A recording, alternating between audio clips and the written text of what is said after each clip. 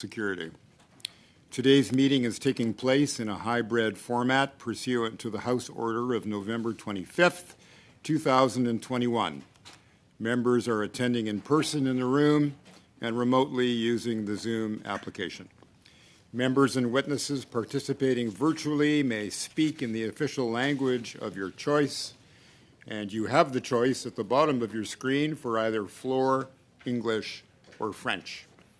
With regard to a speaking list, the committee clerk will advise the chair on whose hands are up to the best of his ability, and we will do the best we can to maintain consolidated order of speaking for all members, whether they are participating virtually or in person. Pursuant to Standing Order 108(2) and the motions adopted by the committee on Thursday, February 3rd, 2022, and Thursday, February 17th, 2022, the committee is resuming its study of crowdfunding platforms and extremism financing and commencing its study of rise in ideologically motivated violent extremism in Canada. Today, by video conference from GoFundMe, Juan Benitez, President, and Kim Wilford, General Counsel, and from PayPal Canada, Kevin Pierce, Chief Compliance Officer, and from Stripe, Catherine M. Carroll, Global Head of Public Policy, and Gerald Tsai, Head of Compliance. Up to 5 minutes will be given for opening remarks, after which we will proceed with rounds of questions. Welcome to you all. I now invite Mr. Benitez to make an opening statement of up to 5 minutes. The floor is yours. Good morning, Mr. Chair and members of the committee. It is our pleasure to join you all today to discuss important matters related to the Freedom Convoy fundraiser and social fundraising in Canada. My name is Juan Benitez, and I am the president of GoFundMe. I am joined by Kim Wilford, GoFundMe's general counsel. On behalf of everyone at GoFundMe, we want to acknowledge the impact of the Freedom Convoy on the citizens of Canada, in particular the residents of Ottawa, and each of you. GoFundMe is the world's most recognized and most trusted fundraising platform. Our mission is to help people help each other with the goal of being the most helpful place in the world. We are humbled that GoFundMe has become a noun synonymous with receiving help and assisting communities. That impact is far-reaching, as we have delivered over $17 billion in assistance to communities in 19 countries since the company began over a decade ago. In Canada, we are delivering well over $200 million in community assistance each year, including for significant events such as the Humboldt Broncos fundraiser in 2018 that raised over $15 million, as well as the hundreds of campaigns that help friends and family members with their needs and dreams every day. GoFundMe aspires to be the benchmark for responsible operations in the social fundraising industry. Over 80 of our 400 employees are dedicated to policy creation and enforcement, data privacy, information security, regulatory compliance, sanction screening, and prevention of payment fraud, financial crimes, and money laundering. We employ industry experts and consider ourselves to be an innovator in these areas. Our decisions and policies are guided by our terms of service, which are posted publicly and outline what is permissible and what is prohibited on our platform. Fundraising campaigns related to misinformation, hate speech, violence, and more are prohibited by our terms of service. Before we provide a timeline of events for the Freedom Convoy fundraiser, I would like to thank Ottawa authorities, notably Interim Police Chief Bell, Mayor Watson, and their teams for their collaboration and transparency. Their partnership was essential for our teams to understand what was happening so we could make the best possible decisions relative to our policies. The Freedom Convoy fundraiser was created on January 14th. We began actively monitoring it the next day based on significant fundraiser activity. Our initial analysis concluded that the fundraiser was within our terms of service and could remain active. On January 27th, we processed a withdrawal of $1 million to the financial institution of the Freedom Convoy fundraiser organizer. Following this disbursement, public statements from the fundraiser organizer began to shift in tone, and on February 2nd, we suspended the fundraiser. This effectively meant that all future donations and withdrawals were paused. From February 2nd through February 4th, we heard from local authorities that what had begun as a peaceful movement had shifted into something else. They shared reports of violence and threatening behavior by individuals associated with this movement. We also commenced a review of where donations were coming from. Our records show that 88% of donated funds originated in Canada, and 86% of donors were from Canada. On February 4th, following concerning dialogue with the fundraiser organizer and her team, as well as continued updates of escalating violence and disruption from local authorities, it became clear the fundraiser no longer complied with our terms of service. We removed the fundraiser from our platform and provided donors with the option to request a refund or, consistent with the fundraiser organizer's statements, have their donation delivered to credible and established charities chosen by the fundraiser organizer and verified by GoFundMe. As of February 5th, all refunds were initiated by our payment processing partner, including all transaction processing fees and tips, and those funds were returned to donors in the subsequent days. Please note that there are multiple layers in the regulatory framework surrounding social fundraising via GoFundMe. All donations are processed, held, and paid out by our payment processing partners. GoFundMe does not directly interact with or hold any funds collected from donors, nor are we able to redirect those funds to ourselves. I previously outlined the investments we make at GoFundMe for trust, safety, and compliance. That is the first layer. The second layer comes from similar functions implemented by our payment processors. Finally, our payment processors also rely on banks, card networks, and their associated regulatory requirements. In summary, we believe responsible action is core to social fundraising. We proactively invest in the relevant processes, staff, and tools to be the industry leader in this area. The Freedom Convoy fundraiser was unique. We support peaceful protests provided they are within our terms of service. While there will always be opportunities to learn and improve, we hope the committee acknowledges the responsible actions we took in close consultation with local authorities.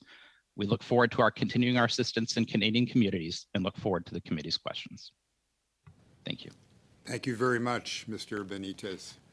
I would now invite Mr. Pierce to make an opening statement of up to 5 minutes. The floor is yours, sir. Good morning. Thank you, Mr. Chair and committee members. My name is Kevin Pierce, and I am the Chief Compliance Officer for PayPal Canada. In my role, I'm responsible for the implementation and oversight of our various compliance programs designed to meet our risk and regulatory obligations in Canada. I thank you for the opportunity to appear here today. PayPal has remained at the forefront of digital payments revolution for more than 20 years, growing into a two-sided network that connects consumers and merchants in more than 200 markets around the world. PayPal operates an open, secure, and technology-agnostic payments platform that businesses use to transact with their customers online, in stores, and on mobile devices. Through a combination of technological innovation and strategic partnerships, PayPal creates better ways for our 426 million active account holders around the globe to manage and move money, and offers choice and flexibility when sending payments or getting paid.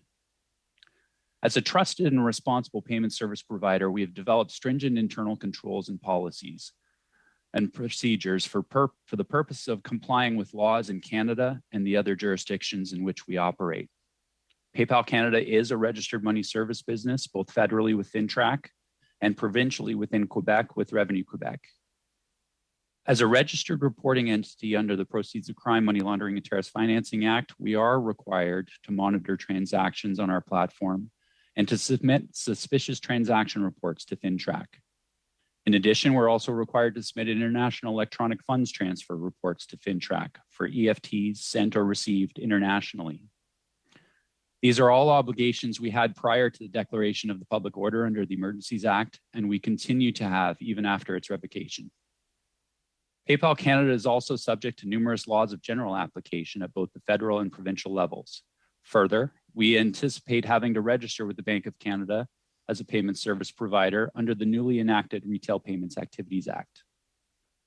PayPal's global compliance organization is comprised of centers of excellence located around the world, which fulfill multiple enterprise risk management functions, including our Know Your Customer responsibilities, suspicious transaction monitoring, regulatory filings, and privacy.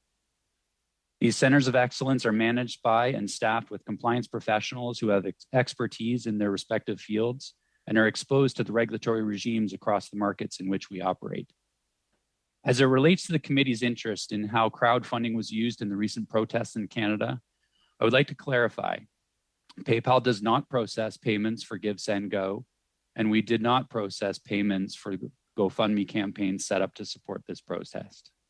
Nevertheless, we work hard to combat the use of our platforms and services to promote hate, violence, and other forms of intolerance.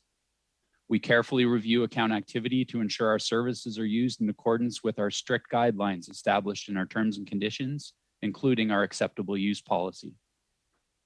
PayPal has a long-standing, well-defined, and robust acceptable use policy, which states, and I quote, "You may not use the PayPal services to violate any law,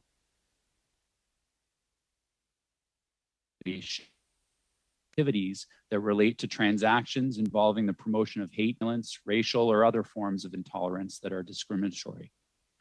Over many years, we've developed sophisticated systems and global governance, risk management, and compliance frameworks to help detect and prevent illegal activity and payment flows on our platform.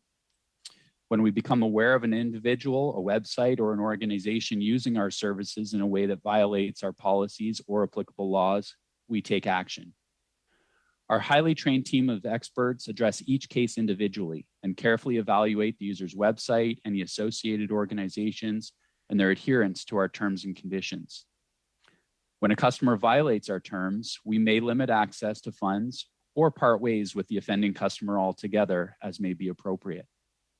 PayPal engages with law enforcement proactively and reactively to help deter and prevent potential illegal activities on our platform and aid in identifying bad actors who have used our platform for illegal purposes.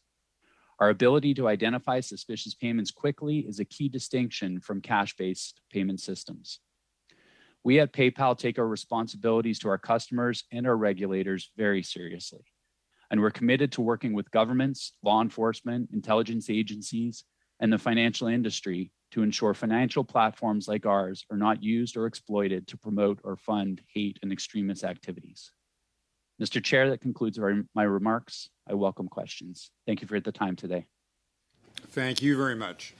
And now I would call upon Ms. Carroll from Stripe to give us a 5-minute sense of introduction and her role, and we'll then move on to questions. So the floor is yours, Ms. Carroll. Thanks very much. Good morning, Chair and members of the committee. My name is Catherine Carroll. I'm the Global Head of Public Policy at Stripe, and I'm joined today by Gerald Tsai, Stripe's Head of Compliance. We appreciate the important work this committee is doing and the opportunity to participate in this study. By way of background, Stripe is a technology company that builds economic infrastructure for the internet. Businesses of every size, from small startups to public companies, use our technology and tools to accept payments and manage their businesses online. Our products are used by businesses in more than 50 countries. We are regulated in jurisdictions around the world based on the products and services we offer in those jurisdictions. Agencies that supervise our regulated operations include the Central Bank of Ireland, the UK Financial Conduct Authority, FinCEN, and the New York Department of Financial Services, among many others. Stripe has a strong commitment to compliance with the laws and regulations where we operate. We have invested in building a best-in-class global program to comply with our regulatory obligations, including Know Your Customer and anti-money laundering regulations, sanctions rules, capital and liquidity standards, and data privacy rules. We also have advanced systems to analyze transaction flow, detect and prevent fraud, monitor for financial crimes, and protect our users against bad actors. In addition to compliance with our own legal obligations, we work with and operate within parameters set by our financial partners, including regulated financial institutions and card networks, who have their own regulatory obligations and rules. Stripe has operated in Canada since 2012 and opened our offices in Toronto just this week. We have served nearly 430,000 businesses in Canada. During the pandemic, we worked to enable thousands of Canadian companies, large and small, to adapt and build online businesses. Our Canadian operations focus on payment processing, enabling merchants to accept online payments. We also offer certain ancillary services and software to businesses, such as fraud detection and calculation of taxes. As is the case in many jurisdictions, payment processing services in Canada have not typically required registration. Payment processing is generally treated differently than, for example, providing money transmission or banking services. Given the limited scope of our activities, we have therefore not historically been required to register with FINTRAC. Nonetheless, our payment processing activities in Canada are subject to robust global risk management and compliance policies and procedures, as well as the requirements of our regulated bank partners. 2 weeks ago, pursuant to the Emergencies Act, we completed the pre-registration process with FINTRAC. We have been in active communication with FINTRAC and stand ready to cooperate and comply with any permanent regulatory changes that are adopted, whether through new legislation or in connection with implementation of the Retail Payments Activities Act. We've been actively engaged in the government's consultations on how payment processors, such as Stripe, should be regulated under that act, including as a member of the Bank of Canada's Retail Payments Advisory Committee.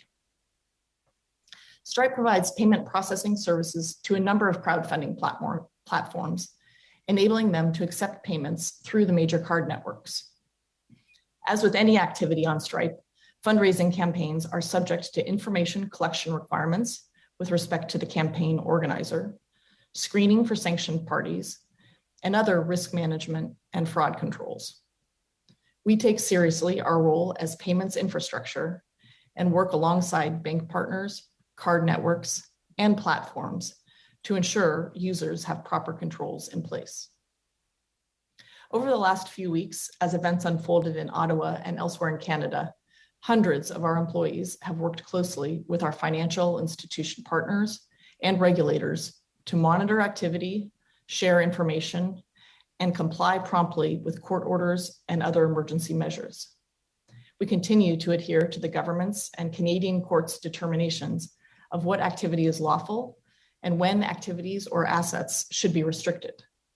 We have been careful in this process to uphold our responsibilities and adhere to the law, while also minimizing errors that would have cut off Canadians from the financial system. Thank you again for the opportunity to be a part of this important discussion. We look forward to your questions. Thank you very much, Ms. Carroll. That completes a round of opening statements, and now we move to members' questions. And to lead us off in the first round, I would like to call on Mr. Lloyd. Sir, you have 6 minutes. The floor is yours. Thank you, Mr. Chair. My first question is going to be to Mr. Benitez from GoFundMe. The Minister of Public Safety stated in question period on February 8th that, quote, any funds that would go towards undermining public safety, national security, or indeed our democracy will be taken with the utmost seriousness by our law enforcement as well as our intelligence community. He also stated that we all need to be seized with the landscape as it exists around foreign interference and any funds that may be used to undermine public safety. My question is, Mr. Benitez, when did the Government of Canada reach out to GoFundMe to ask about the funding that was going for the convoy? Thank you for the question. Mr. Chair, I'd like to begin by reiterating that we were very fortunate and very happy to be engaged with local law enforcement and local authorities as we were understanding the facts and circumstances of what was happening on the ground in Ottawa. This was very influential in our decision-making and assessing how to assess the Freedom Convoy campaign relative to our terms of service. So our communication and engagement was with those local authorities and local law enforcement. My question was, when did the Government of Canada reach out to you? We were not specifically outreached by the Government of Canada. So the Minister is stating here that this is an issue of the utmost seriousness, that he was seized by this issue, and yet the Government of Canada never reached out to your organization. Is that correct? Our interactions with the local law enforcement, local authorities, we did not receive outreach from the federal government. And those local authorities, did they reach out to you, or did you proactively reach out to them? We saw the statements on public media and social media from the local law enforcement and local authorities. And based on that, we began direct outreach to them to ensure that we were fully apprised of the facts and circumstances on the ground and the real-time information that was developing around the Freedom Convoy. So to summarize what you're saying is that no law enforcement nor the Government of Canada proactively reached out to you. The Government of Canada never reached out to you with concerns about the Freedom Convoy funding, and it was you that reached out proactively to local law enforcement after you identified that there could be some issues. Is that correct? Across all of our campaigns and activities on our platform, yes, we have frequent engagements with local and federal law authorities. In this case, what you just summarized was correct for this campaign. Can you clarify, does GoFundMe actually handle any of the money, or is that handled through your payment processors like Stripe? Thank you for the question. Mr. Chair, the funds, as mentioned in my opening statement, are not held by GoFundMe. Funds, donations to campaigns are processed by our payment processing partners. They are stored in accounts related to our campaigns that are managed by those payment processing partners. And then they are the ones who are dispersing funds in consultation with us out to the recipients of the campaigns. Thank you. And did you ever identify that there were anyone on a terrorist watch list in the United States or Canada or anywhere around the world that donated through GoFundMe, or any sort of organized crime elements? Have you identified any of those people that raised money for the convoy? Did that happen, as far as you know? Thank you again for the question. Mr. Chair, we do extensive analysis on the activities that are happening on our platform. In fact, as our goal to be the most trusted platform in social fundraising, we actually believe that we operate in such screenings above and beyond what the regulatory climate requires of us. So we do extensive screening, including KYC and Know Your Customer for recipients of funds that are going to receive funds from GoFundMe via our payment processing partner. We also do screening of donors on our platform as well, based on the donation information they provide to us, and also information that we can gather about them from our tools, third-party tools, and consultation with our payment processing partners. So you didn't identify any, problematic people donating to the convoy, and if you had identified those people, you would have stopped it, correct? That's correct. If we were aware that there was something like that occurring, those folks are not welcome to participate on our platform. Those activities would have been prohibited, and we would have filtered that out. Any content that we believe was in violation of our terms of service is removed from our platform, whether that's a fundraiser or whether we believe that is an inappropriate donation. And in this campaign, as part of our normal filtration activity, our tools did flag some behavior that we deemed unacceptable, and we did remove some donations.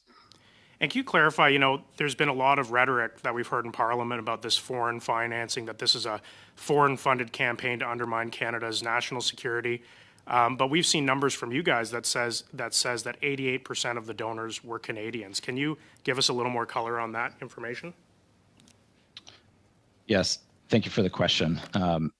Mr. Chair, as I mentioned in my opening comments, our records here at GoFundMe show that 88% of donated funds to the Freedom Convoy campaign originated in Canada, and 86% of the donors were from Canada. That information is based on the best information that we have available to ourselves based on our data, and also in consultation with the information that we're able to gather in partnership with our payment processing partners. And in fact, a large amount of that determination is based on You'll have to credit wrap card up, please. information. Yeah, 5 seconds. And I'll stop there. Okay. Thank you very much. Now I would like to move to Mr. Noor Mohammed. Sir, you have a 6-minute slot. The floor is yours. Thank you, Mr. Chair. Thank you, Mr. Benitez. Very much appreciate your comments. You've noted on a couple of occasions that your platform does not allow for, quote, campaigns that do anything to fund hate, so on and so forth, as per your terms of service. And you've said that that content that reflects or promotes behavior, to be an abuse of power or in support of hate, violence, harassment, bullying, discrimination, terrorism, intolerance of any kind related to race, ethnicity, national origin, etc. And you also noted that the fundraiser was created on the 14th of January, and that on the 27th you processed a withdrawal of $1 million to the organizers. There is a lot of information that was in the public domain that indicated that the organizers had ties to the Yellow Vest movement, the Anti-Muslim Clarion Project, and had already by this point made substantial comments on the public record that would be cause for alarm as per your own terms of service. Knowing that that was already in the public domain, was it that your systems failed such that you allowed that $1 million deposit to be made, that withdrawal to be made? Or is it the systems were not able to catch what happened? Or did you not deem that behavior as being one of the many categories that you articulated?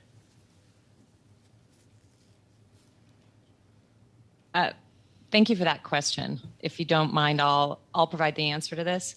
Mr. Chair, in response, what we would say is that when the fundraiser was created on January 14th, it complied with our terms of service. There was nothing in the diligence that we did on the campaign organizer that suggested that there were any issues. The campaign caught our attention because of the donation velocity. And at that point on the 15th, we reached out to the campaign organizer and started working with her to understand the distribution of those funds. We received detailed letter of attestation from her that outlined a plan for how she would distribute any funds to truckers involved in the convoy. It also had her stating that registered charities chosen by her and verified by GoFundMe would receive any leftover amounts. But you said that you go through you said that you go through a diligence process. Surely your diligence involves doing some background research on the person that is the recipient of something like $1 million. Thank you. Mr. Chair, we did diligence on the campaign organizer when the campaign started. Our discussions with her at that time were constructive. As the situation changed, we reached out and received credible, consistent information from members of law enforcement, members of the mayor's office. We heard that there were issues around violence, harassment, damage. And at that point, we reassessed the campaign. We removed it from our platform on February 4th and refunded all the donors, all amounts, plus transaction fees and any tips that we had received. So I appreciate what you did do at that point. I guess my question for you is, had you known that the organizer had been previously linked to organizations or movements that had promoted hate, violence, harassment, bullying, discrimination, intolerance of any kind related to race, ethnicity, national origin, religious affiliation, etc., would you have allowed that person to set up a GoFundMe campaign? If at the time setting up the campaign, it had anything to do with the promotion of hate, violence, discrimination, harassment, etc., it would have been a violation of our terms of service. But that's not what I'm asking. And we would not have allowed it to continue. But that's not what I'm asking. You said you do a diligence process on the individuals involved. If the individual had already been involved in those activities prior, would they have been allowed to set up a fundraise on your platform? Mr. Chair, if I may, I think I'd like to remind the committee that this group of fundraisers and this fundraiser as a whole was, and I believe we could all agree, an unprecedented event in terms of the scale in which it evolved, the pace at which it evolved, the centralized nature of it, the complexity of the participants who were involved in the fundraiser. When the fundraiser was created on our platform, as Ms. Wilford said, we were focused on KYC and on understanding the fundraiser organizer herself, that individual. Over time, we began doing more extensive analysis on additional parties. And it is sometimes not necessarily within our purview of everything that anyone would have ever commented on in social media and in their lives. Based on the information that we had accessible to us at that time, in that portion of January, the fundraiser was within our terms of service. And as a result of that, we deemed it, based on the information that Ms. Wilford also outlined, sufficient to be able to disperse those funds. Of course, subsequent to that, things immediately and very rapidly changed. And communication changed, information on the facts changed, the convoy itself changed. And we responded to those changes.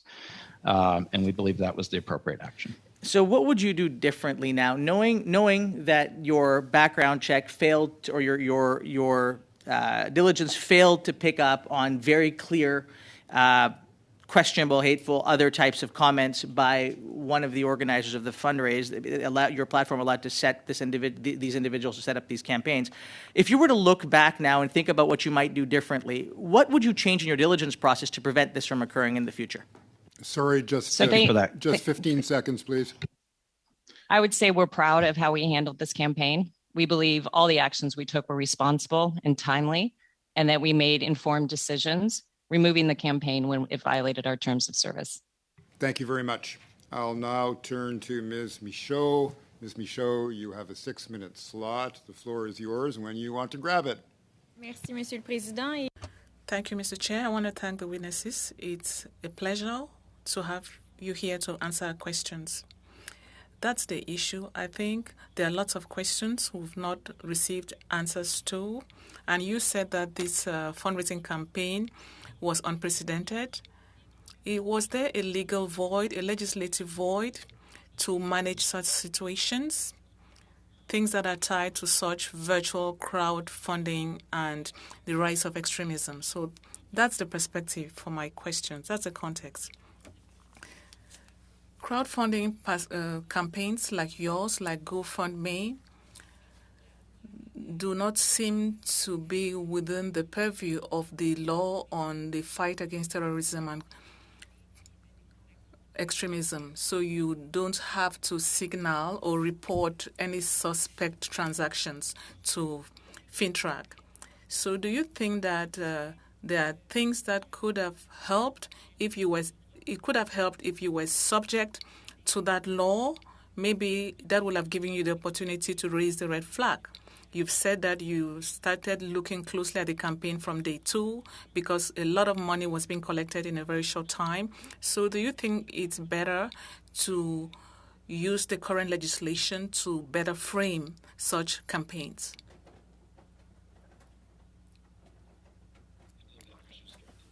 Me, so I'll address that. Thank you for the question, Mr. Chair.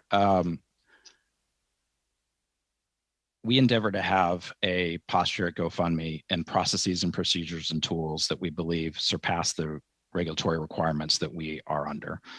Our decisioning on our platform is guided by the terms of service that we have that document what is permissible and what is not permissible on our platform. And our policies and procedures are designed to enforce those terms of service and are guided by them. I would also remind the committee what I mentioned in my opening remarks, that we do believe there are multiple layers of framework here and compliance. The investments that GoFundMe makes with our over 80 employees, over 20% of our workforce dedicated to policy monitoring, enforcement, financial crimes prevention, sanction screening, et cetera. Then, of course, we work in partnership with our payment processing partners and their related obligations. And then, of course, fundamentally, banks and card networks are ultimately involved in the final transactions. And so across those 3 layers, there is a significant participation and oversight by the different parties. I'll stop there. I have a question on what is done to draw the line, or at what point do we draw the line with the campaign that can go overboard? And we saw some beautiful things with such crowdfunding platforms like you, where communities come together, maybe because a house has been burnt down in a community, huge amounts of money are raised, and that's good. Funding a demonstration seems to be something good initially. If there's a cause, people may raise funds, but at what point do you raise the red flag? Because these demonstrations might have seemed noble at the beginning, but at some point they transform and they become associated with extremism. So what tools do you have to signal to you that at this point we need to stop that campaign? What enables you to take such decisions? Thank you very much for the question. Mr. Chair, in response, what I would say is that GoFundMe has a very simple mission of helping people to help each other. We are proud of the fact that people come together on our platform to do good for one another, to help people meet their needs and realize their dreams, to come together around the globe in situations like food insecurity with COVID, or even with the Ukraine tragedies right now. People coming to help one another. Campaigns come to our attention in a variety of ways. In this case, again, this campaign was within our terms of service when it was formed. It was the donation velocity that brought it to our attention, and discussions with the campaign organizer, ensuring that we would have a safe distribution of funds in accordance with the campaign content that kept it on our radar. Our teams were meeting daily, and many times during the day, to assess the rapidly changing facts and circumstances of this campaign. And it was upon receipt of the real-time, credible, very consistent information that we were getting from members of law enforcement, members of the local government, and talking to individuals on the ground, that we understood that the campaign had now crossed the line. It had now started to be something that was a violation of our terms of service. And again, to be clear, we do not allow campaigns on our platform that promote any form of hate, violence, harassment, discrimination of any kind, or any form of intolerance. Merci. Il me reste peu de temps. Thank you. I don't have much time left. I'll try to ask a more technical question, maybe for the benefit of the committee. You said at some point you disbursed $1 million, whereas there was more than that collected during the campaign. How does it work, essentially? Are all funds made available to the organizer? Why are you the ones who have to decide on the amounts that will be disbursed to the organizers? We take our responsibility as a platform, an open platform, very seriously. And in this particular case, there was a lot of money raised, and we were concerned about her ability to distribute it to the number of individuals involved, and then to identify registered charities that would be verified by us to be in good standing with the local charitable registries. We were concerned that she could actually fulfill that promise that she had made in the campaign content. So we were working with her, distributing an initial amount, initiating that $1 million through our payment processing partners on January 27th, that she could then distribute to individuals in accordance with a letter of attestation. Please. 10 seconds, please. With a letter of attestation she had signed. Thank you. Thank you very much. I would now invite Mr. McGregor to take the floor for 6 minutes, sir. Thank you, Chair. Thank you to all of our witnesses for being with us today and helping guide our committee through this. My first question will be to GoFundMe. Was GoFundMe aware of the memorandum of understanding that was widely publicized in January, which, our country just went through a democratic election in September, but this memorandum of understanding was designed to form a partnership between leaders of the convoy protest, our unelected Governor General, and our unelected Senate, completely bypassing the House of Commons. Was GoFundMe aware of the memorandum of understanding? GoFundMe was not aware of this memorandum of understanding. We are an open, nonpartisan platform, but again, all the campaigns on our platform must comply with our very clear terms of service. This campaign, when it was created, and our original diligence of the organizer didn't reveal that there were any issues. Thank you for confirming that. In your terms of service, you state, and I quote, fundraising campaigns relating to misinformation, hate speech, violence, and more are prohibited by our terms of service. So I want to focus on the misinformation part, because it became quite clear from the middle of January onwards that this convoy was rapidly attracting every single conspiracy theory known to this country, like a magnet attracts iron filings. There were all kinds of expletives used around our Prime Minister. Increasingly violent language was being used. So how was it with all of the documented evidence of misinformation? It was reported repeatedly by the media. It was put on their own social media platforms, on YouTube videos, Facebook live streams. How did that not constitute misinformation to your company? Thank you for the question. Mr. Chair, in response to that, what I would say is when this campaign was created, it complied with our terms of service. Our original diligence and our initial discussions with the organizer did not reveal any issues. We had constructive dialogue over how the funds were going to be dispersed.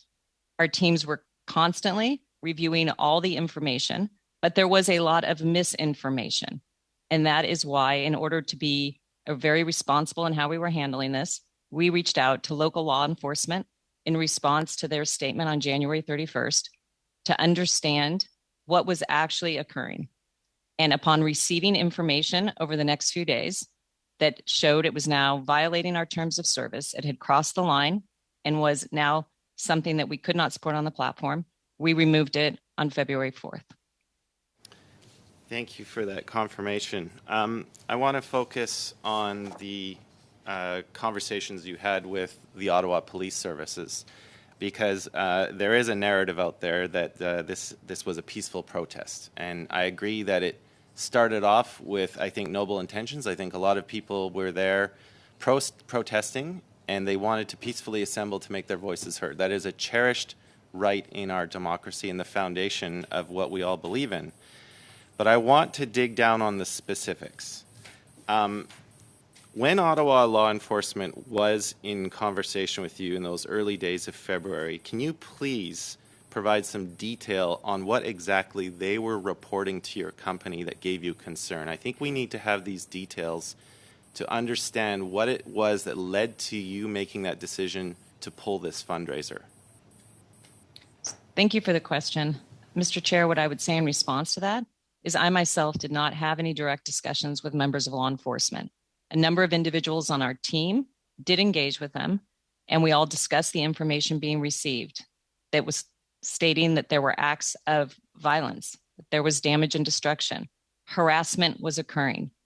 And upon that information, we made the decision, along with the fact that our own internal discussions with the campaign organizer had changed, to remove this from our platform.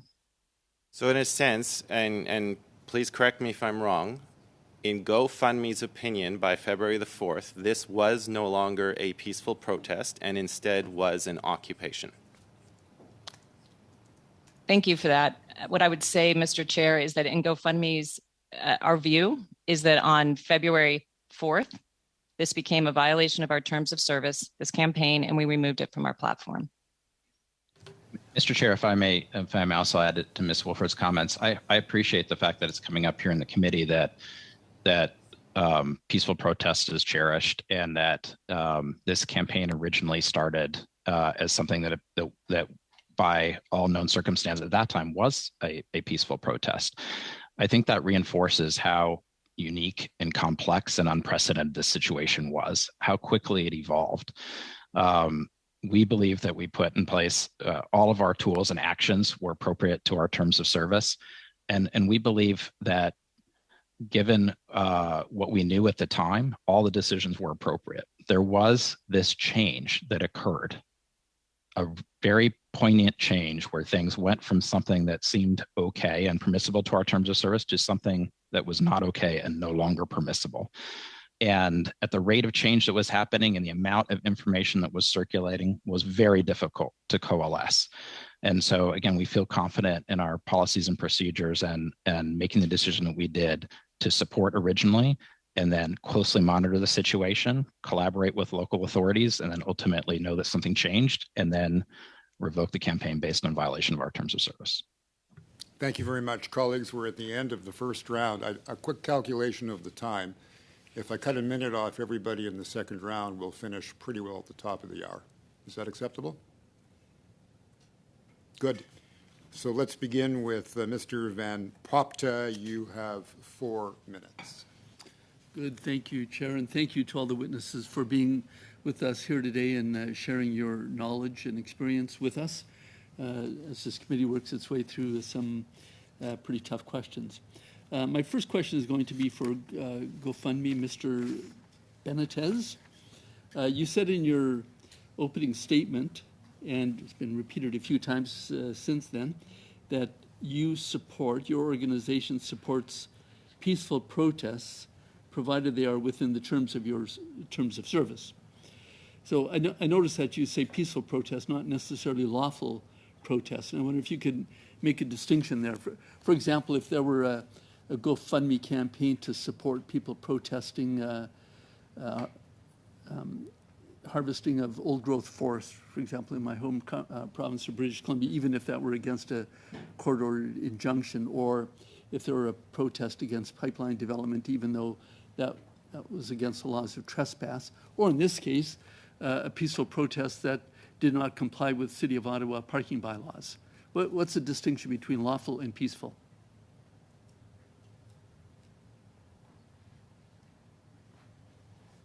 My apologies. Thank you for the question. Mr. Chair, I think the circumstances surrounding the campaigns on our platform are often very specific.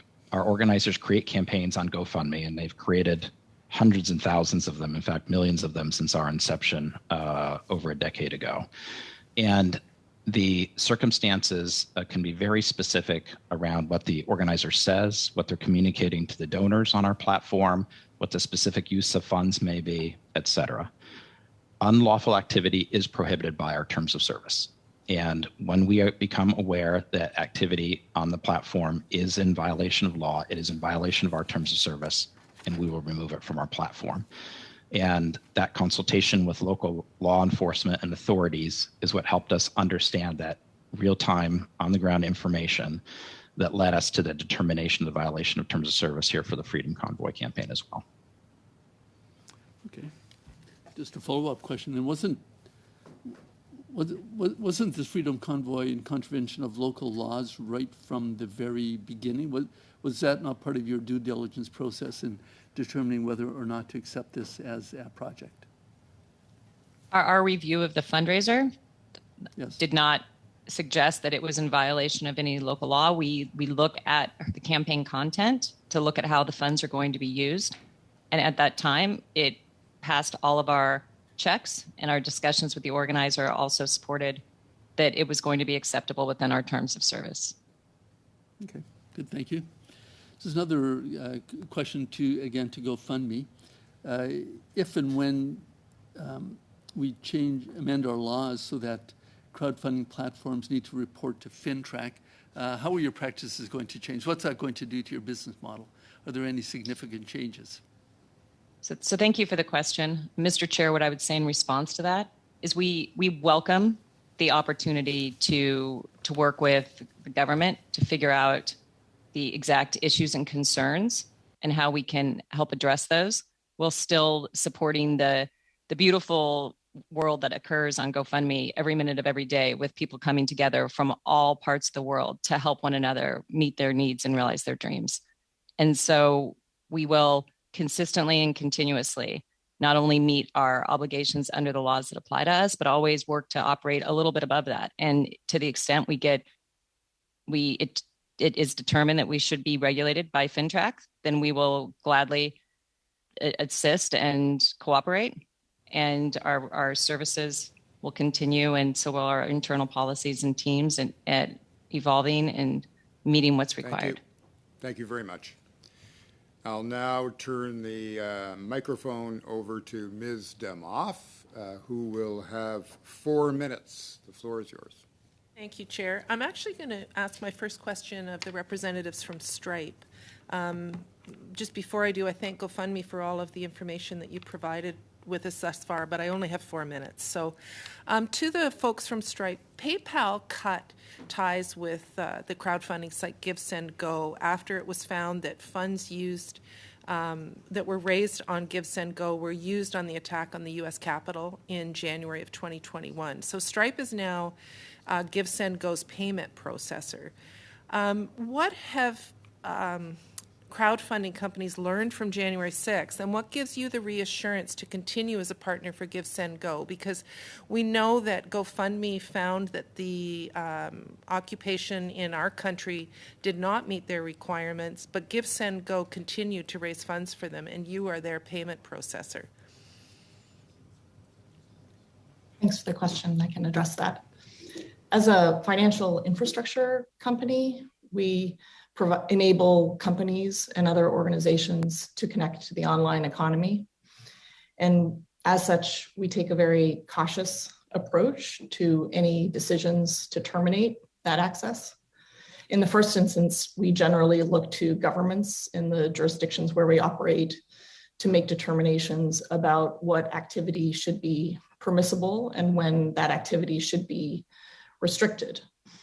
We work with a broad range of organizations of many different political views across the spectrum, and we believe generally Sorry, with that due respect, we're not talking about political affiliation here, though. We're talking about a crowdfunding site that we're raising funds for an insurrection in the United States, and then was used after another crowdfunding site determined that they didn't meet their terms of service. They accepted those funds. So, I mean, what kind of policies do you have in place? PayPal cut their ties with GiveSendGo, and yet you're still allowing payments to be processed there. Thanks. I understand. Thanks for the follow-up. GiveSendGo, like most crowdfunding platforms, supports a broad range of campaigns. As I said, we take a very cautious approach to terminating parties' access to financial infrastructure. We do at times for GiveSendGo and for other platforms terminate individual campaigns on those platforms that we determine don't comply with our terms of service, including our longstanding policy against supporting businesses that promote violence. So I'm just So going we to have turn. taken I only have a minute left, so I'm going to cut you off, but because I'd like to ask PayPal. But it's interesting that other platforms found that the occupation in Canada violated their terms of service, and yet Stripe did not. But PayPal, I'm just wondering, you cut your ties with GiveSendGo. Could you perhaps provide us with a bit of information as to why you did that? Thank you for the question. Mr. Chair, I have to admit, being here in Canada and the action taken or the discussions were in the US, I'm not aware of the particulars of the relationship, but I can say in general that we regularly assess activity on our platforms against our acceptable use policy, and we carefully review account holders for any violations. As I say, I'm not aware of the particulars, but I can say, as you've noted, that our relationship with GiveSendGo did cease after the events in Washington in January 2021. Thank you, Mr. Chair. Yeah. Thank you. The committee owes you 12 and a half seconds, Ms. Damoff.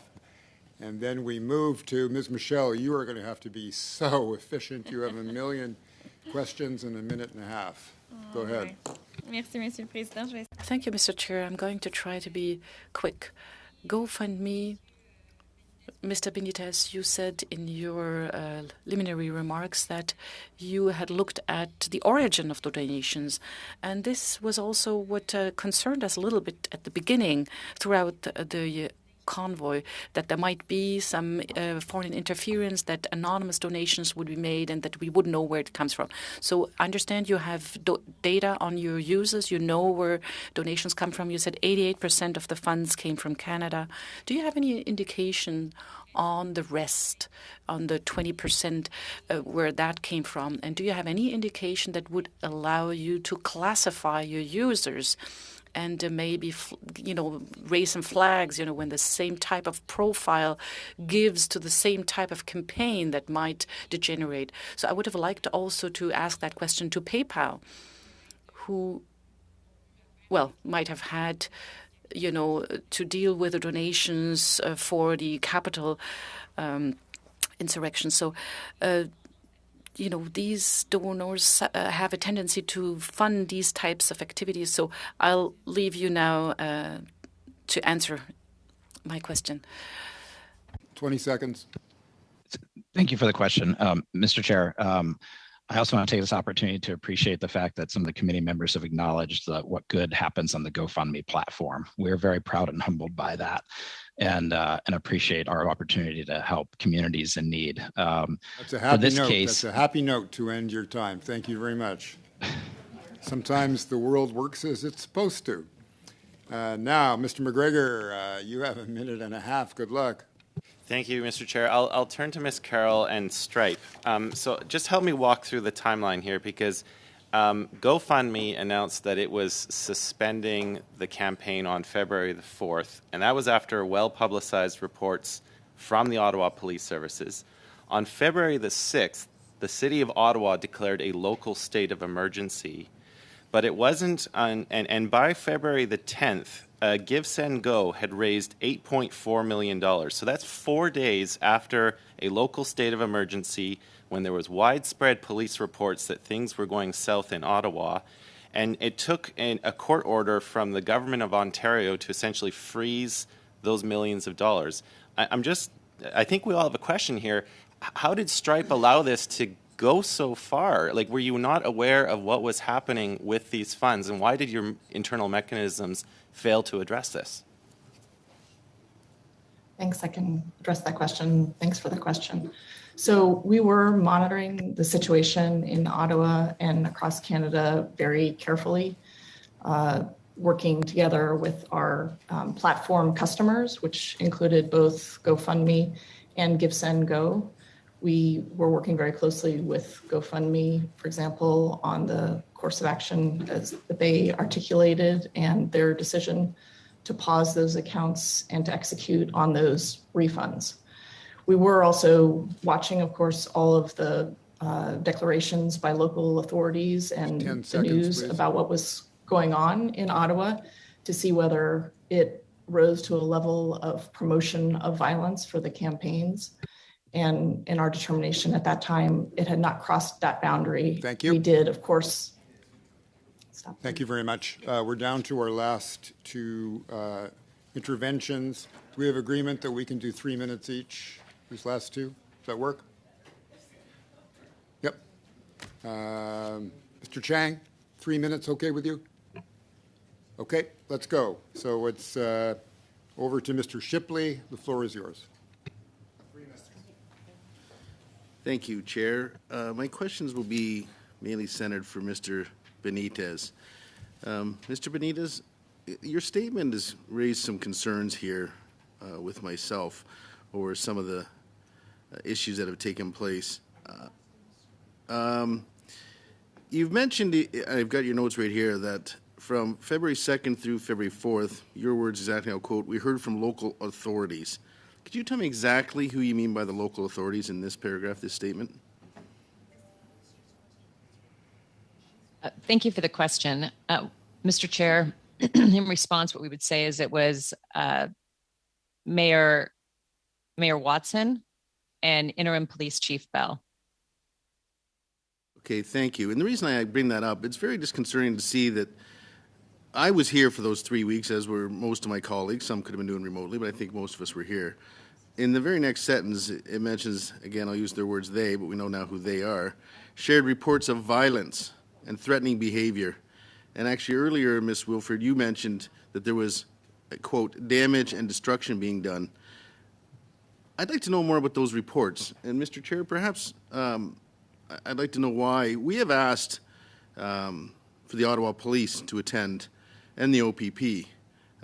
Neither one of those groups have attended yet. Seeing this testimony today, we were all given briefings as this was going on about attending work, walking to work for our employees and for us. And nowhere ever did I see in any of those reports shared that there was violence, threatening behavior, and damage and destruction being done. Quite frankly, I allowed my staff to still show up and work every day. I walked to work every day, as did most of my colleagues. We were given briefings on how to walk to work and how to walk into work. So this is a little disconcerting. So perhaps I could hear a little bit more on these shared reports, and also perhaps hear as a point of order from the chair or the clerk, sorry, as to why they have not attended yet, and will they be attending? So thank you for the question. Mr. Chair, in response, what I would say is that I was not specifically part of the conversations with local law enforcement. I did speak to the mayor myself. We did hear reports of harassment, violence, damage occurring. And based on this credible information, we made informed decisions that this campaign no longer complied with our terms of service, and we removed it from the platform. And again, I'm not questioning what you're hearing. I wasn't in favor of the blockades. I believed they needed to move. They were causing obviously concern to residents down here, to businesses down here, and I was always of the belief that they needed to move on. But hearing about the violence, and specifically, and that word's very serious. And again, when I was encouraging my staff, so perhaps on a point of order, we could hear from the clerk as to will we be hearing from the Ottawa Police and why they haven't shown up yet? When specifically our motion asked them to be here. I can answer that, Mr. Shipley. They were invited, and they came back to us and said because of the intensity of their operations at the moment, they could not appear now. And that was the answer that was given to us. Is that correct, clerk? Yeah. Okay, this is the last slot we have now. Mr. Chang, you have 3 minutes. The floor is yours. Thank you, Mr. Chair. Thank you to the witnesses for appearing today, and thank you for all the work that you do. My question is directed towards Stripe. Given the weapons that was present in the crossing in Alberta, and given the state of emergency that we had happening here locally in Ottawa, what tools do you use to assess whether a transaction is suspicious and may be linked to violent extremism? And how come you're not aware, with all the media reports that are going around about these occurrences in Canada, that you would still process these transactions?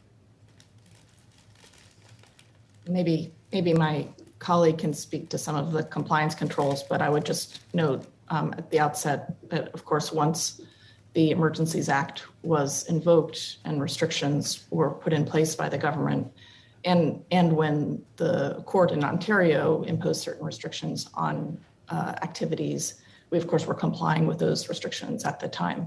But Jerry, maybe you can speak to some of the other specific compliance controls.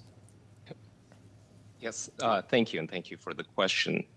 We do have a comprehensive compliance program, including a review of the fundraising platforms and the fundraisers.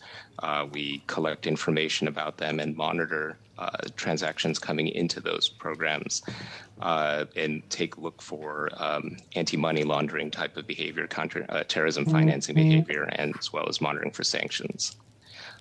In this situation, as my colleague has mentioned, we were also very carefully monitoring news reports about the situation and chose to suspend the accounts or comply with the order to suspend the accounts when the Ontario Superior Court issued its restraint order.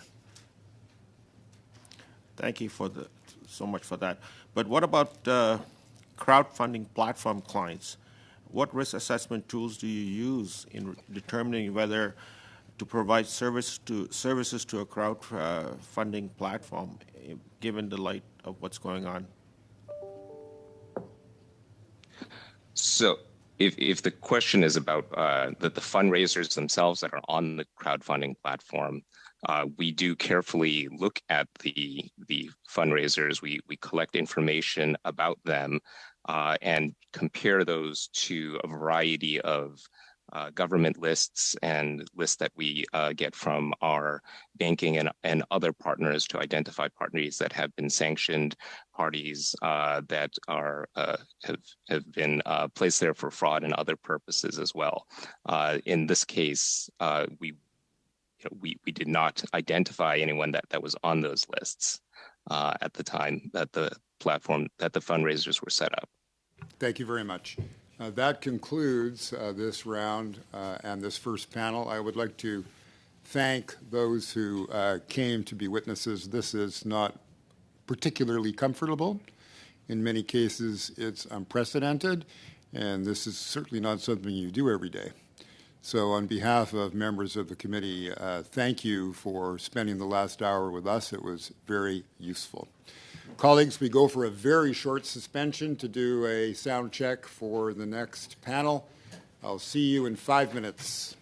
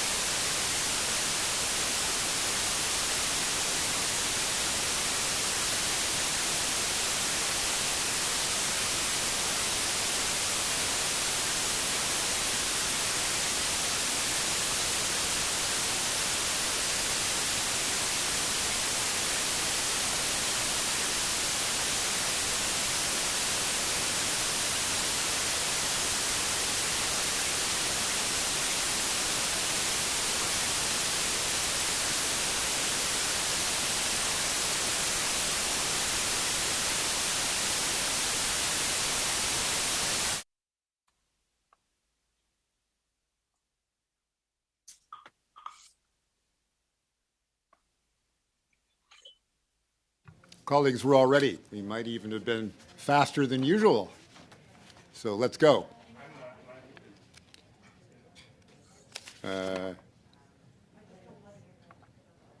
Yes. Okay, I would like to call the meeting back to order. With us this second hour by video conference, representing Give, Send, Go, Jacob Wells, co-founder, and Heather Wilson, co-founder. I now invite Mr. Wells to make an opening statement of up to 5 minutes. Sir, the floor is yours.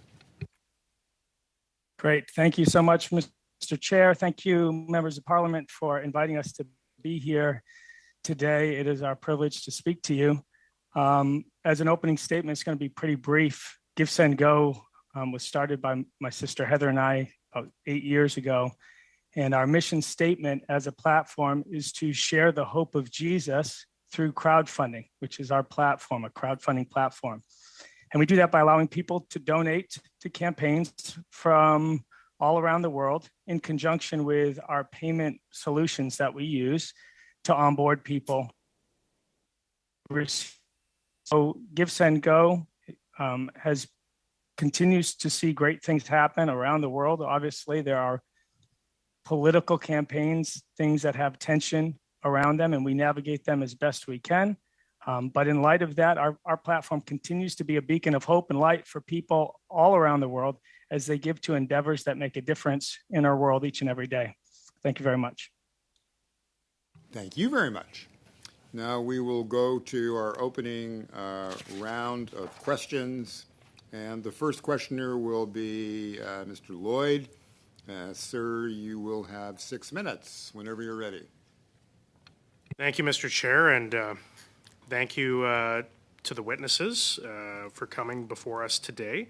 I just wanted to confirm, there was a news report that said that your campaign specifically to support the convoy protesters, the donations originated 60% from Canada and 37% from the United States. Is that correct? Yes, that is an appropriate breakdown of funds. In terms of the actual money raised, is that fairly consistent, 60-37, or what was the percentage-wise the origin of the funding? Yes, that's going to be very consistent. Most of the donations were donations under $100, and it's pretty consistent across the board. In terms of around 60% of the total money raised was from Canada and 37% from the United States, just confirming that that's roughly consistent. Yeah, I believe it to be. I don't have the exact numbers in front of me, but I believe that to be the case, yes. Okay. And forgive me, I never heard of your organization before this convoy protest, but before this protest happened, what percentage of your business would you say was conducted in Canada? What percentage of your fundraisers were Canadian-based fundraisers? Sure, I would say it's probably around 6% of our campaigns originate out of Canada. So can you give us an example of some of the campaigns that you've financed in Canada in the past? Off the top of my head, probably not. We have thousands of campaigns that come through Give, Send, Go all the time. Most of them are related to missions trips, people going on churches, helping, emergencies in communities, medical bills, adoptions, things like that. Likely all of those types of things have happened before in Canada through our platform. So would you say it'd be fair to say that the convoy protest was a pretty unprecedented moment for your organization? 100%, yes, very unprecedented. You've never really funded anything political of this size before, anything, related to protests against the government before as an organization? No, in Canada, definitely not. In Canada, and even here in the U.S., we don't.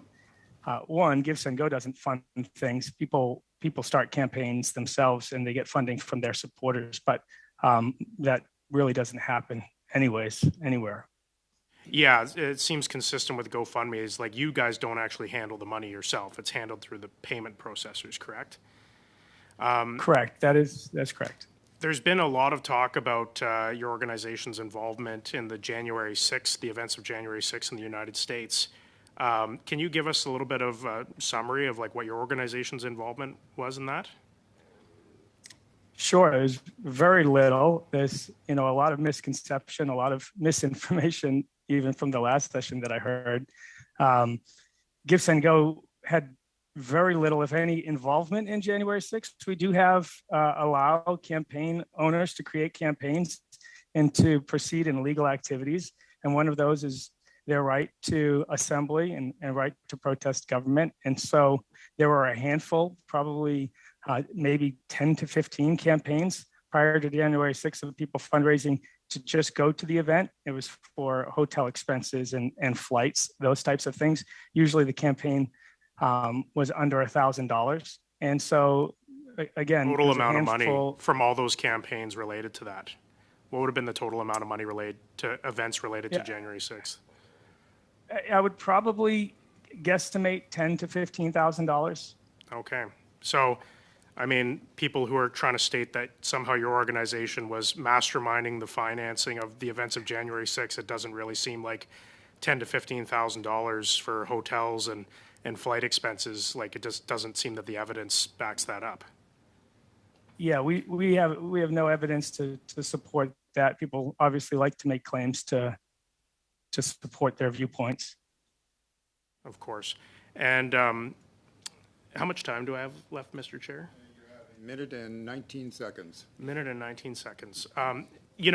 Because of the event, your involvement in Canada, obviously, and the government of Canada, I believe, did you shut down your page proactively, or was it the government that shut down your page? Like, how did that happen? Your fundraiser. Which page, which campaign were you talking? The one in Ottawa, the convoy protest, the Adopt a Trucker campaign. Yeah, the page has actually not been shut down. It's still ongoing. Okay, so the government of Canada didn't shut down your page, because they weren't able to, or? Yeah, well, we never were contacted by the government or law enforcement agencies there. We heard reports of the government doing various things, but they never reached out to us that we were aware of. The government never reached out to you to express their concerns with the fundraiser on your page? That seems consistent with GoFundMe. Yeah, not that we were aware of. Obviously, like you mentioned, it was unprecedented, the amount of traffic and volume that we are sizably smaller than GoFundMe. And there was an inundation of emails and variety of things. And so our team was handling it as best as they could. So things may have slipped through the cracks, but we were unaware of anything. Thank you.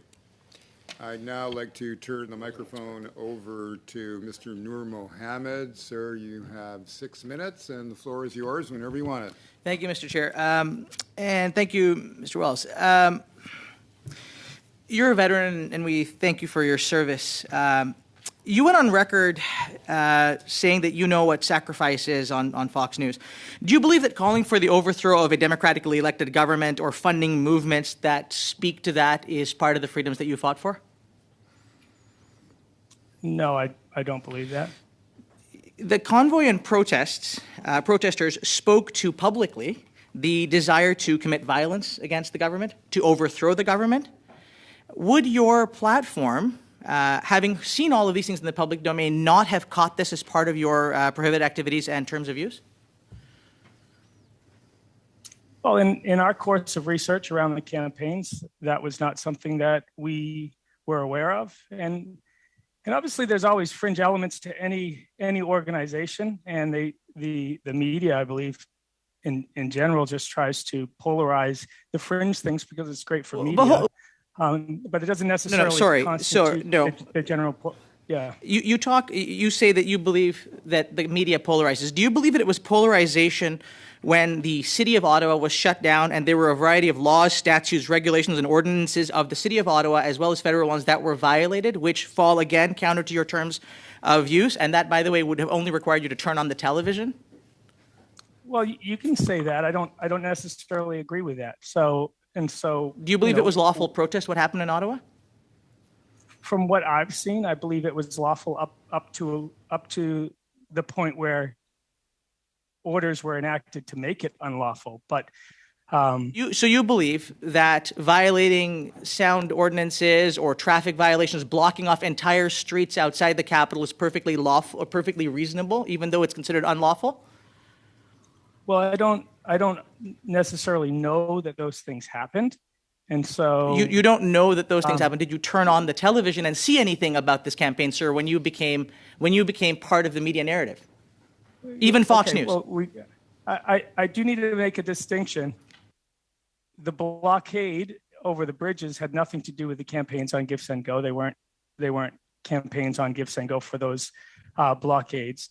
What happened in Ottawa, from what I was getting reports of on the ground, was that truckers did move into the city, and that lanes of traffic were open and available for emergency vehicles and other vehicles to travel through, and that it was the police.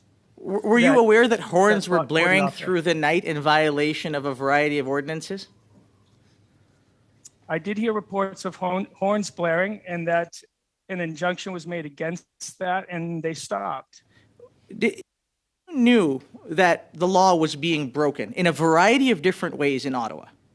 And your platform says that Give, Send, Go is not a place for hatred, abuse, disrespect, profanity, meanness, harassment, or spam. And you knew that there were reports of people documented on video of supporters of this convoy spewing hate, threatening violence, inciting people to rebel against the government and against the citizens of Ottawa. Would your platform not have reasonably shut that down? Okay, I'll reiterate, Give, Send, Go does not condone violence of any form. We believe there's more power in the unity of peaceful protests. As in any polarized situation, we recognize there will be a few individuals and groups that might intentionally try to incite violence and hijack a movement. So how many is okay? How many is okay then? How many bad apples is okay in a bunch? No, I think that we already have processes in place with law enforcement to take care of bad actors that are actually committing acts of violence. And how did you do that in this case? How did you do that in this case, where you saw that there were when there was hateful speech, when there were people that were speaking about overthrowing the government, inciting violence? Did you shut those funds down? Did you prevent them from accessing the funds? Again, the Canadian government did not reach out to us. I'm asking about your terms of use, sir. The terms of use on your side. Mr. Chair, point of order. I think that the line of questioning, it's all very important that we're very passionate about this, but I do think it's getting a bit abusive. I would just ask the member to take a breath, ask his questions, but I think this is getting a little bit too much. It's bordering on abusive at this point. So I just ask him to take a breath. Thank you. Okay, and now you can resume The breath your has been taken. Now let me ask you again.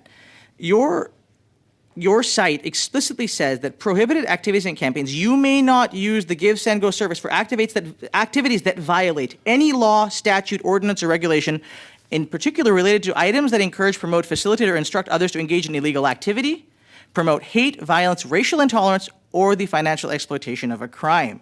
This is a pretty broad set of parameters, sir. Is this on the basis of statute that is created by law or the discretion of Give, Send, Go? Well, there's discretion around campaigns as people previously have mentioned. This was an ongoing situation, a situation that was evolving quite rapidly. And so there is discretion within Give, Send, Go to understand and make determinations upon whether those things are actually happening in conjunction with local law enforcement or federal officials, of which none of them took the time to actually reach out to us and make us aware of those things. Well, having now seen what you have seen, knowing what you now know, would you have allowed this type of funder to have taken place again? Or would you allow this to take place again? 10 Great seconds, question. 10 seconds in your answer, please. Yeah, it's something that we take on a case-by-case basis. We have to navigate each one of these individually. And the campaign itself was a distinct group of individuals. So Thank you very much. I would now invite Ms. Michaud to take the floor. You have a slot of 6 minutes whenever you're ready. Merci, Monsieur le Président. Thank you, Mr. Chair. Thank you, Mr. Wells, for your presence here. It's appreciated. We will try to maybe change the tone, but I heard a lot of things that disturbed me in what you said. I have the impression that the convoy, the Freedom Convoy, as was known and seen here in Ottawa, was not at all what was perceived in the United States where you are. I would like to hear what you think, because from hearing you speak, it's as if the movement was totally acceptable and there was nothing in it that enabled you raise the red flag and stop the crowdfunding campaign. So I would like to know, how did you perceive this movement? Well, I think Americans obviously are different than Canadians to a respect in some respects. But the perception that we had over here, at least that I had, was that there was a protest going on against the overreaches of what some people believed the Canadian government to be involved in. And we believe that protest is fundamental to democracy and it needs to be upheld. Our own Vice President of the United States 2 years ago, when navigating the protests happening throughout the US and even around the world, said that protest needs to be defended, peaceful protest needs to be defended, and peaceful protesters. And we recognize that freedom is the fundamental to all good things, but there are also ramifications to freedom. And so there's a tension there and there's a balance, and we try to navigate it as best we can. But what we were seeing and feeling like coming out from what we were observing was that this was a largely peaceful protest, and with an attempt to marginalize it by a fringe set of,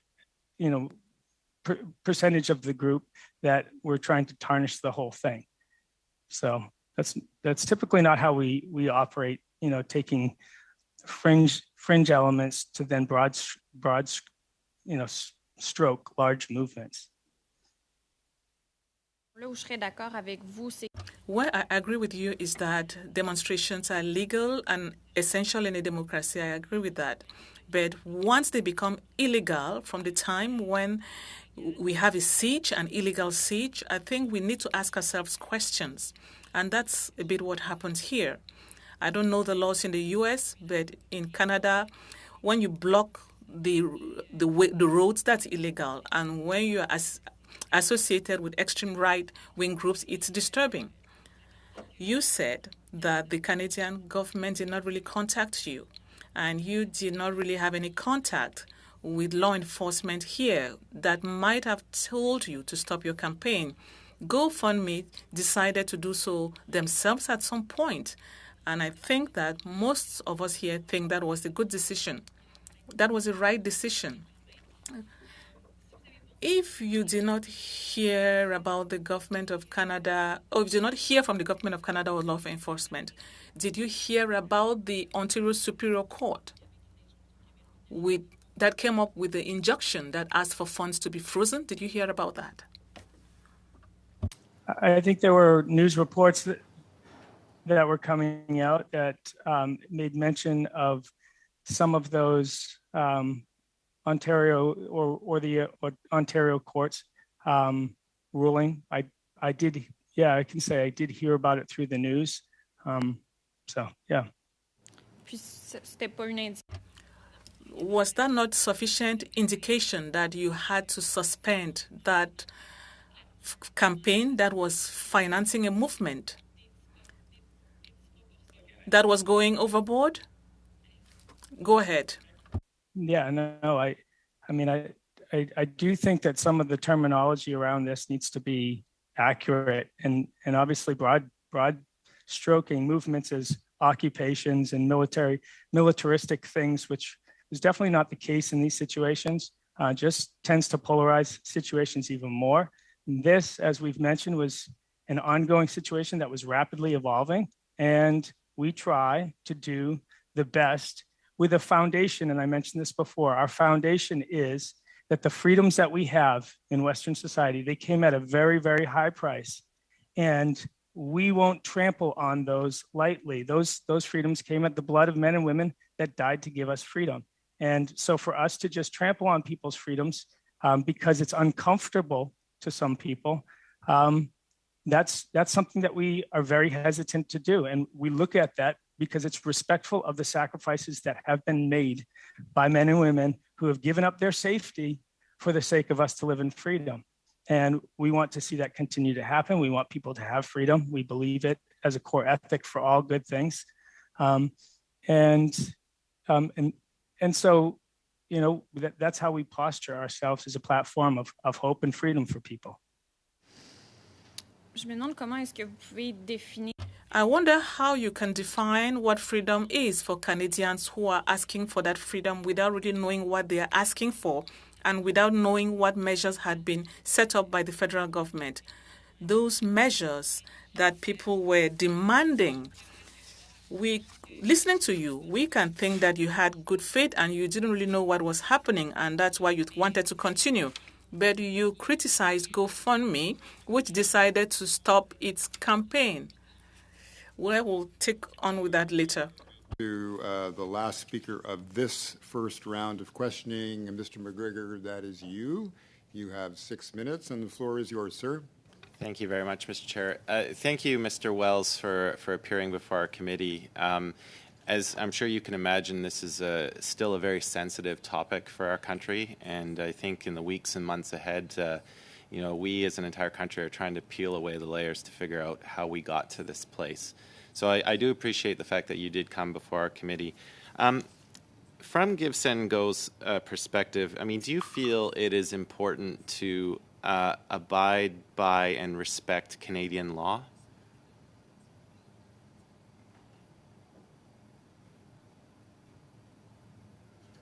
Yes, 100%. Can I pause my time, Mr. Chair?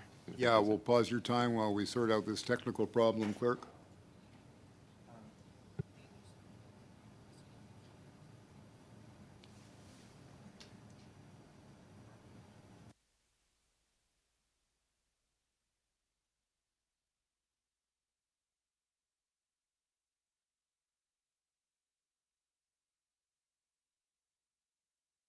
My apologies. Were you waiting for me?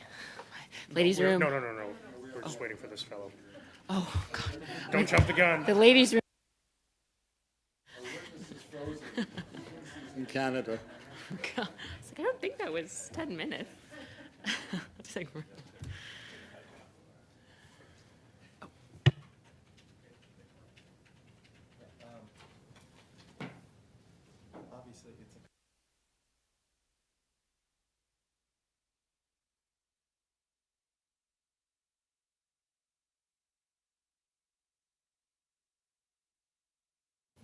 Ms. Wilson, I hope that you're not frozen and you are in a position to answer these questions on behalf of the company. Or are you ready to engage with us now?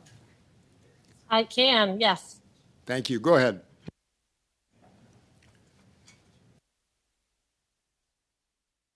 So I think the question was, do we feel like we need to abide by Canadian law? And Jacob started to answer before he was frozen. The answer, yes, that we do feel like laws are important for people. But I wanted that confirmation because it's important for me to get to my next point, because on Thursday, February the 10th, when the Conservative government of the province of Ontario applied to court to have the funds frozen that were raised on your platform, GiveSendGo posted a statement on Twitter that said, and I quote, "Know this, Canada has absolutely zero jurisdiction over how we manage our funds here at GiveSendGo." And it continues to say, "All funds for every campaign on GiveSendGo flow directly to the recipients of those campaigns, not the least of which is the Freedom Convoy campaign." So if you respect applicable Canadian law, and a court came through and froze those funds, we have all of this documented evidence of what the police were reporting, the fact that the City of Ottawa had applied a local state of emergency. How does your statement on Twitter fit with what you just told this committee right now? I guess it comes back to the fact that as much as you want to say that the Canadian government made all these statements, if you were concerned about GiveSendGo and what we were allowing, I do not know why that was not reached out to us to ask us to take a look at this. We were all on hearsay by what we were hearing from media on both sides. And it was not important enough for your government to reach out to GiveSendGo and tell us, hey, this is what's going on. This is where we're walking. So we were going by what we were hearing on both sides of the aisle, and we were walking it out the best we could with, again, as Jacob said, standing on the line of freedom, allowing people, I really believe that if Trudeau had just come out and spoken with the truckers when they got there, a lot of this would have been avoided. Sure, that's certainly an opinion that's out there. I mean, a lot of people would probably wonder which truckers should we have spoken to, because there were a variety of opinions within the convoy movement.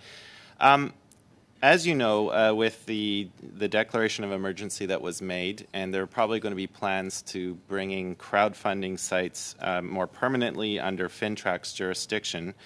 I'm just wondering, going forward, because I think our country needs a time of healing going forward, how do you think Give, Send, Go is going to learn from this experience, and what do you think you will do differently based on what you've learned? That is a great question. And, it's what Jacob and I talk about all the time. We're siblings. We are walking this out. And what we've learned is that we need to give grace to everybody involved. We have very strong opinions on things, but we need to give grace to the people that disagree with us. We need to give grace to ourselves to just understand we're not going to get it right every time. And we're going to continue walking this out in learning what God has put in front of us. Our whole goal in this is to share hope with people. People who come on our platform are looking for something. They usually are raising funds. Very rarely is it political, but they're looking to raise funds for something that's important to them. And in that, we want to share something that goes beyond funds. And that is the hope we have found in Jesus. And so that is what we're going to continue to do. As Jacob said earlier, we're going to take each step and case by case scenario, just as we do our KYC, just as we review every single campaign and recipient that comes on our site.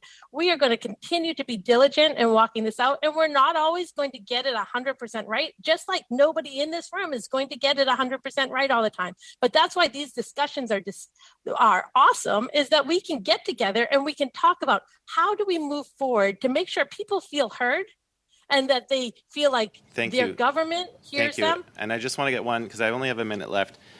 So just regarding the jurisdiction piece going forward, I mean, you made that statement on Twitter saying that Canada has absolutely zero jurisdiction. I would beg to differ, because you do use payment processors who are subject to our laws. So, I just make a statement here that if you want to continue to operate in Canada, I think you do have to acknowledge that the Canadian government does have jurisdiction. But specifically, I mean, going forward, there was evidence of police reports, local states of emergency. It took the government of Ontario to apply to court to stop this. With those specific things that happen, how can you learn from those specific actions? Do you need to be more cognizant of police reports, of what's going on in courts, et cetera? Just your comments on that specifically. Sure. I think actually that the government needs to be more proactive in reaching out to the offenders, who they believe the offenders are. And so we were doing our business, allowing people to raise funds on Give, Send, Go. Your government found issue with it, but yet they would not come to us and tell us they found issue. And so if anybody should be looking at this, I think it's a two-party act, that anybody that has an issue, the Bible speaks to this, that when you have an issue with somebody, you go and talk to them about it. Thank you very much. And you resolve it. Thank you. We appreciate that. Now we move into the second round to be opened by Ms. Dancho. Ms. Dancho, you have 5 minutes and the floor is yours. Thank you very much, Mr. Chair. I very much appreciate the testimony of the witnesses for the last hour and a half. It's been very informative and excellent questions from all sides. Mr. Chair, but I am going to pause my time and move a motion. Moving the following motion, that pursuant to Standing Order 108, the committee immediately begin a study on Canada's emergency preparedness for the range of threats posed by Russia, including threats to Canada's public safety and national security, to Canada's critical infrastructure, both physical and cyber, as well as the threat that Russia could resort to the use of espionage, sabotage, and weapons of mass destruction, that this study include at least 8 meetings, that the committee invite the ministers of public safety, emergency preparedness, and national defense to appear, and other witnesses as requested by the committee, and that the committee report its findings to the House. Mr. Chair, after very fulsome and collaborative discussions with all parties, and I very much appreciate that we've had those, we do agree that this is, if I could speak for our party, we do agree that this is an urgent matter, and that's why we've decided to bring it forward today, given the context of what's happening in Ukraine. And so we have had some discussions, so I look forward to hearing Ms. Damoff, I believe, will be coming next. And I very much hope we can reach a quick agreement and get back to the committee witnesses. Ms. Damoff, I see your hand. Chair, thank you, and I want to thank Ms. Dancho for bringing it forward. And I also wish that Canadians could see the cross-party collaboration that happens in committee. Too often, we base our perception of politics on what we see in the House of Commons, and we don't see that parties do actually work together. So, I am going to propose a couple of amendments.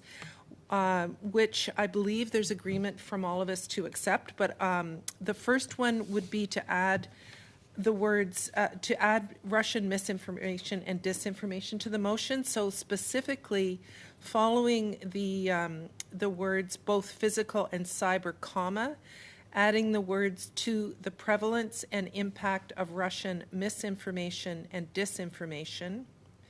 And then at the very end of the motion, adding the words, and that pursuant to Standing Order 109, the government table a comprehensive response to the report. I think we all want to hear the government's response. So the amendments would be those two additions. I would just add, and I'm not going to change the motion, but there was a conversation, and in good faith, we recognize getting 3 ministers here, especially with the what is happening in Ukraine at the present time, that it may be difficult to get Minister Anand here, Minister of National Defense, here in person. Every effort will be made, but recognizing that having top officials from the department, including the Chief of Defense Staff, if we are unable to coordinate the 3 ministers. So I'm moving the amendment of those 2 additions and changes to the motion. Other comments or commentary? Debate on the First Amendment. Let's go that way. Ms. Michaud. Thank you, Mr. Chair. I would just like to make a comment on what Ms. Damoff has just said. It's true that there has been a lot of discussion between the parties to reach a consensus, and I would like to express that with the amendment by the Liberal Party, the Bloc will support the motion.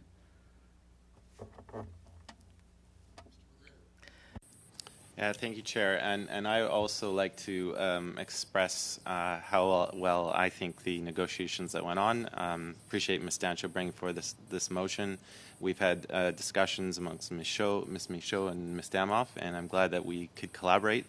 One thing I've found, Mr. Chair, is that this committee needs to be very nimble on its feet, given its mandate. And certainly what's happened with the Russian invasion of Ukraine, and of course Canada's very vocal support of the Ukrainian people and their brave fight against total Russian aggression, we are opening ourselves up as a potential target to Russian activities. And we need, as a committee, to make sure that we are providing oversight and investigative tools to find out that we are being our best in countering these threats. So I appreciate the discussion that's been going on. I'm very happy with the direction we're going with this motion and the amendments. Thank you. Thank you. I saw 2 hands up. I saw Ms. Damoff and then Ms. Dancho. Ms. Damoff? Just very quickly, Mr. Chair, I forgot to mention that we also had discussions and that we would be continuing with the IMVE study that we have already passed a motion for. We'll do both of these studies simultaneously, and the subcommittee will meet as soon as possible to get a fulsome work plan done for the committee moving forward. Thank you. Ms. Dancho. Yes, and I just, again, 2 things. Would like to thank committee members for their compromise and the negotiations on this very critical issue. It's very reassuring, I believe, for Canadians to know that the Standing Committee of Public Safety and National Security will be undertaking the study immediately. I also appreciate Ms. Damoff's suggestion that that she mentioned that if the Minister of Defense cannot come, that the Chief of the Defense Staff come. I think that is a critical piece to reassure Canadians that everything is in hand, and I look forward very much to hearing some top officials explain to the committee and to Canadians our emergency preparedness plans and procedures. That is critical at this time, very well outlined by Mr. McGregor. So thank you for that, and I think we can probably vote on the amendment now. I'll first Ask if any members of the committee have further comments before we do. Mr. McKinnon, did you have your Mr. hand Chair, up? yes, thank you. I certainly appreciate the collaborative spirit here and welcome it. I will certainly support the motion and the amendments. I have a question about process. I wasn't clear that whether the changes Ms. Demoff had proposed was a single amendment or was it was one of a series of amendments to come. So perhaps Ms. Demoff could clarify that.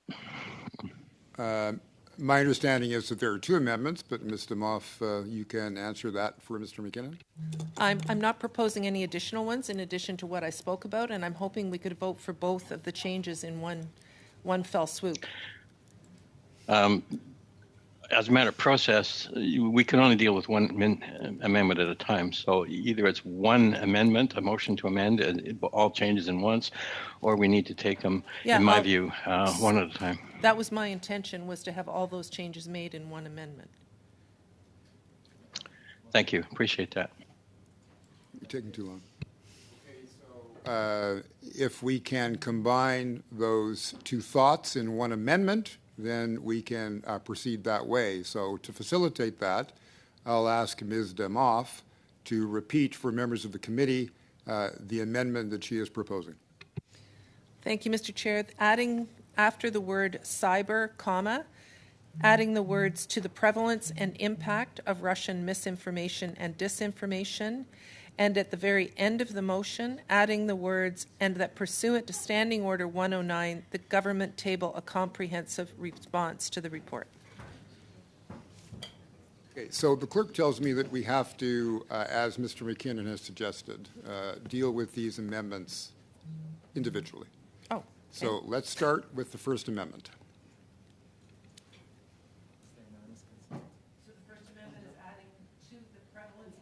Of Russian misinformation and disinformation. Okay, And maybe we could then vote by a show of let's hands. vote on that amendment. Clerk? Do we have unanimous consent? Excellent, we have unanimous consent. So let's now move Ms. Demoff to the Second Amendment. And then the Second Amendment is, and that pursuant to Standing Order 109, the government table a comprehensive response to the report. And maybe we can see if we get unanimous consent for that as well, Chair. I would ask for unanimous consent. Can I see thumbs and hands? Any contrary? Carried. So both amendments have passed by unanimous consent, which means we go back to the original motion as amended. Do you want recorded? Clerk, do you want to do a roll call on that? Unless there are further amendments or further commentary. Ms. Dancho. I just wanted to mention, I do think the significance of this amendment or this motion is quite high. So I just ask for a recorded vote. Yes. Thank you. Yes, we will have a recorded vote. So clerk, call the roll, please.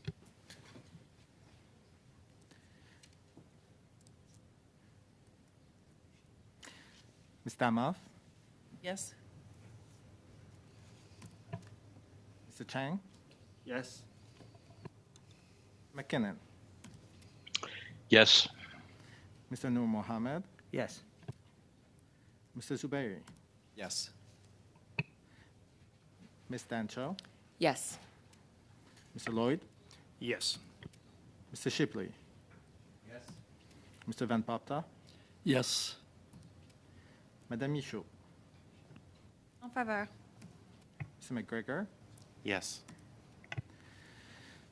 Mr. Chair, yeas pour 11, nays contre 0. Thank you very much, colleagues. The motion passes as amendment, and another really clear and important example of how this kind of cooperation and collaboration can lead us to a spot where everybody is comfortable. And I hope that that is a template not only for this committee but for others as well. Okay, let's go right back to the questioning of our witnesses, please. And I have next on my list Mr. Zubairi, who will have 5 minutes that we're going to have to recalibrate. I'll do that, given how much time we Point might of order, have Mr. left. Chair. So Yep. sorry. Yes. Because I moved a motion, I don't believe that took my time. But if you want to correct me if I'm wrong, I'm correct. Oh, it did take my time. Okay, my mistake. I'm sure that you can find a way to express yourself through colleagues before it's all over. Mr. Zuberi, you have the floor, and you have 5 minutes. I'd like to thank the witnesses from Give, Send, Go for being here and for taking the time. I found it, just to preface my comments, I found it interesting that you didn't have any opening remarks, substantive opening remarks, similar to the other witnesses who came here from GoFundMe and from PayPal and from Stripe. Each have 5 minutes, and you did also, and we weren't able to benefit from prepared remarks from you. I found that really interesting. That being said, I would like to get to an article that was published by The Guardian on April 10th around a data breach. And it said that, that your organization has been involved in supporting fundraising efforts for the Proud Boys. Are you aware that the Proud Boys is a listed terror organization in Canada?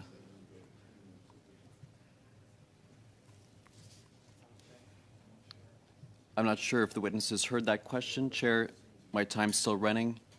There are no responses.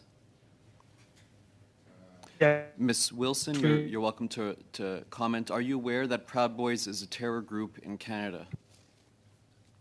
We are at this time. We are. At this time. So when were you aware that Proud Boys is a terrorist organization? For us, actually, when did you label them as a terrorist organization? I'm not sure. In 2019, so it's been quite a while. So we appreciate that you now are aware that Proud Boys is a terror group in Canada. My understanding is that your organization helped support $375,000 of crowdfunding for at least 11 members of Proud Boys. Is that accurate? That sounds about right, that we did have some members of the Proud Boys raise funds on Give, Send, Go. Thank you for confirming that. In terms of what happened with respect to the convoy here in Canada, the government of Ontario did freeze, as a result of government of Ontario's actions, $8 million was frozen that you were facilitating. Are you were certainly aware of that, weren't you? We had heard that there was an emergency act put in place to freeze convoy funds. How did you hear about that? On media. Media, great. So you heard about it through the media. Were you monitoring what was happening with respect to the convoy and the lawlessness around it? You can call it law. Okay. Yes, we saw what was unfolding on both sides of the narrative. Were you aware that states of emergency were called around the convoy? In particular, on February 6th, that Ottawa called a state of emergency, the city of Ottawa. We did see that on the news. Aware that the Emergencies Act was brought into effect on the 15th of February. Are you aware of that? We did see that on media. So at what point did you stop supporting crowdfunding for the convoy? We never supported it. We allowed the Canadians and people around the world that wanted to support it. So we never supported the convoy. We allowed them a platform to have a voice, to do what they felt was important, which was to go to the Capitol and have a word about mandates that were going on. Thank you. And if somebody had wanted to do an anti-protest, we would have allowed it as comment. well. Thank you. So with respect, on the record, we know City of Ottawa, February 6th, state of emergency. The Government of Canada, as of February 15th, introduces the Emergency Act where it has effect, and you ignore it. Do you believe that you should be respecting the laws of Canada as you do operations that touch upon this country? Well, I can answer that. Yeah, we completely respect those laws in relation to the citizens that they affect, which is Canadians. Certainly. So thank you for acknowledging that those laws must be respected. We heard from GoFundMe that 20% of their workforce actually deals with compliance. What percentage of your workforce deals with compliance to ensure, as you said, that our laws must be respected? Well, we have a significant piece of What percentage, please? our organization. Exactly. If you are the head of the organization, you cannot say it. That's shocking. Well, I can say. Please if give you us would- that number. If you weren't going to cut me off. Yeah. So approximately the same percentage that GoFundMe has, we use for KYC and for verification of campaigns and the legitimacy close of up the in 5 campaign seconds, and the please. organizers. Thank you. So we heard approximately, I'll underscore approximately 20%. Thank you very much. The segment is done. Let's now move to Ms. Michaud. We're running out of time here. We're going to have to go a few minutes over. I'm just going to get some advice from the clerk about how many minutes we can go over. But in the meantime, Ms. Michaud, I will give you the floor for 2.5 minutes. Merci, Monsieur le Président. J'avais laissé tout à l'heure. Thank you. I'd like to hear your terms of conditions and terms of service. If I understand correctly, you prohibit funding activities for illegal campaigns that are designed to cause harm to people and damage goods. Is that correct?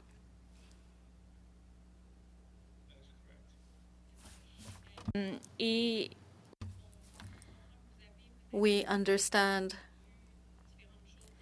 that you saw different points of view in the media and reportages and articles in the media.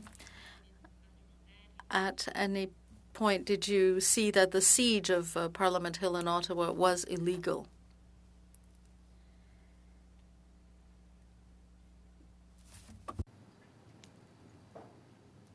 Do we have an answer from one of the witnesses, please? Again, we were seeing both sides of the narrative, and I want to keep bringing this back because if this is really discussion not to be against or for any one of us, but just how to move forward and being better, then I want to keep bringing this back to what you guys in Canada, you guys, see, I'm so not legal, what you should be doing to make sure when something happens, you are communicating this. You did not communicate with us at all about what was going on. We had to hear about it second and third hand as we're trying to walk out what we should be doing as best practices. We're trying to walk this out, and the government of Canada is making all these moves and not even ever contacting us or trying to get any information from us. We're supposed to hear about it second and third hand. And this, if we're going to move forward, if this is what this discussion is about today, which was what we were led to believe, is how to move forward to make sure these things don't happen again, then we need to be also talking about what should governments do when they think something's happening to another. Si vous me You permettez, could Madame have reached Wilson, out to us. Il me reste quelques secondes, alors I only have a few seconds. On February 10th, the government of Ontario got a decision by the Superior Court of Ontario to block access to these funds, and you got that information. What did you do from that time on? From your government. We heard about it on social media. And you know what? I can find out about aliens on social media as well. And so we heard about it on social media, and then we had to try to navigate what was going on. And we knew the funds were in the U.S. bank account. That slot is. Colleagues, just to inform you that the clerk has informed me that we can go a few minutes after 1, which means that we will go the full round. And that means that, Mr. McGregor, you get your full 2.5 minutes. Take them. Oh, the generosity, Mr. Chair. Thank you. Ms. Wilson, I think what this committee is trying to get at is that GoFundMe was able to have the resources in place, the intelligence operations within its own ranks to proactively shut this down. And that seems to have been lacking with Give, Send, Go. I think that's what we're trying to drill down. You said that nobody told you this was going on, but I mean, it was apparent to the entire world what was going on. It was quite evident with trucks being parked on a major thoroughfare. I didn't have to search hard to see what was going on. So that's what we're trying to get down. I just want to get a comment from you, though, because when the government of Ontario did move to freeze the funds on February the 10th, they used a statement from an Ottawa Police Service officer who supported the affidavit. There was Constable Christopher Roan. He said that GiveSendGo was knowingly facilitating the commission of indictable offenses, and he said, quote, GiveSendGo does not appear to be an impartial provider of fundraising services to the Freedom Convoy 2022 protest, adding that GiveSendGo has been expressly critical of GoFundMe's decision to terminate its relationship with the campaign and actively sought out the Freedom Campaign or the Freedom Convoy 2022 campaign to join its online fundraising platform. So it seems from that statement that knowing all of the problems that existed, knowing GoFundMe, its reasons for disassociating itself, your company then went actively to fill in the void. Thank you for that question, because I think it's great because you've made a couple of points. You said that GoFundMe, we've said that GoFundMe didn't do what's right, but you have been defending GoFundMe, so it shows that you have a stake in the game as well, because you had GoFundMe do exactly what you wanted. And so for us, you say impartial. What is impartial? Impartial is someone taking down something because you want to. Is that impartial? Or is impartial letting something stay whether you agree with it or not? What is impartial? We've had people say, you're not neutral. What's not neutral? We would have allowed an anti-protest fundraiser on our site as well. Neutral is not saying, we don't want to be like GoFundMe. GoFundMe, if you look, we've seen a lot of campaigns come to GiveSendGo because they were removed from GoFundMe because of political beliefs. We are simply here to share the hope of Jesus with people through crowdfunding, and we don't care what your political beliefs are. Thank you. We don't. Thank you very much. That was very clear, and we appreciate your candor. Colleagues, we have 2 more slots left. We'll go 5 minutes for each. First up is Mr. Van Popta. Good. Thank you. Thank you to the witnesses for being here with us and sharing your experiences and knowledge. Just a quick question, either for either of our 2 witnesses. I want to drill down into the cyber attack on your website and the information that people thought was anonymous being made public about donors. So perhaps you could tell us a bit about that. How did that happen, and what are you going to do to make sure that never happens again? Right, that's a great question. Thank you for that. GiveSendGo takes the privacy of our users very, very highly. It was an unfortunate event that happened. Obviously, in taking a neutral stance as we have on campaigns on our platform, we have a big target on our backs for those that are politically motivated. And in light of were exposed by high-level hackers, and prior to that, we had been engaging outside security audits of our platform to ensure the safety of our platform, and so security has been something that we've been very vigorous about. It was a high-level attack in an attempt to take the platform out. Which seemed very ideologically motivated. And on the flip side of now having been the receiver of that illegal event, we've brought in additional resources to continue to improve our platform to make sure that that type of illegal behavior never happens again on our platform. Good, thank you.